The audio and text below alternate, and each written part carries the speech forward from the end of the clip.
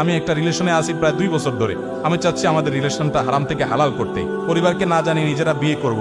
পরের সময় হলে 2 পরিবারকে জানিয়ে বিয়ে করব। এই সম্পর্কে ইসলাম কি বলে? এই জাতীয় সম্পর্ককে হালাল করতে চাচ্ছেন, এই তো? একদিক থেকে তো প্রশংসার যোগ্য যে হারাম সম্পর্ক না করে বিয়ে করতে চাচ্ছেন, আলহামদুলিল্লাহ, এটা তো প্রশংসাযোগ্য উদ্যোগ। কিন্তু সবচেয়ে বড় গুরুত্বপূর্ণ বিষয় হলো যে যদি উভয়ের মধ্যে বিবাহ করা সম্ভব না হয়, বাবা মা রাজি না, এখনো সে বয়স হয় নাই, তাহলে দুজনের 2 রাস্তা ধরেন।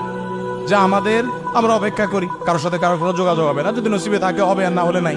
2 রাস্তা ধরেন।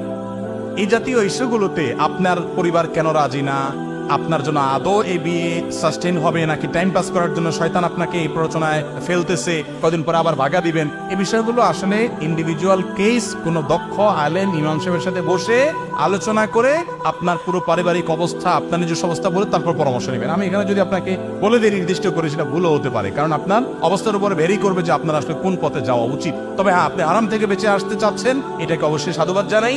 কিভাবে আসবেন, পন্থা কি অবলম্বন করবেন, সেটা হুজুরের কাছে আসেন। অনেকে বলে যে বিচার গা মানে তাল গাছ আমার, হুজুর যাই বলেন না বলেন, আমি মেয়ের বিয়ে করবো, আগে সেই কথা বলেন, বইয়ে পড়াই দেন আপনি, এরপর অন্য যা বলেন, সেটা হলে হবে না। প্রয়োজনে আমি ত্যাগ করার মতো মানসিকতা থাকতে হবে। আল্লাহর জন্যই যদি আপনি হালাল সম্পর্কে আসার জন্য মাসালা জিজ্ঞাসা করেন, তো সে আল্লাহর জন্য দরকার হলে ত্যাগও করা লাগতে পারে। ভালোবাসা এটা হলো সফট ড্রিঙ্কসের জাজের মতো, সফট ড্রিঙ্কসের জাজের মতো। বোতলের মুখ খুলে ফেলছেন, কিছুক্ষণ খোলা আছে, জাজ কিন্তু শেষ, আগের জাজ আর ব্যাগ আসবে না।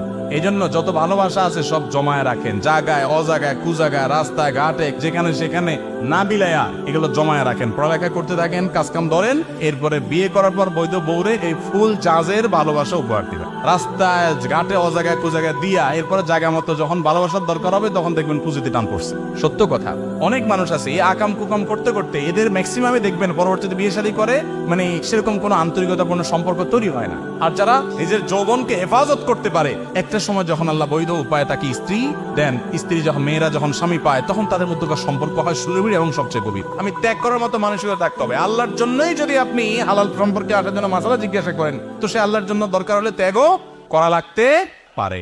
আল্লাহ আমাদের তৌফিক দান করে, হিম্মত দান করে।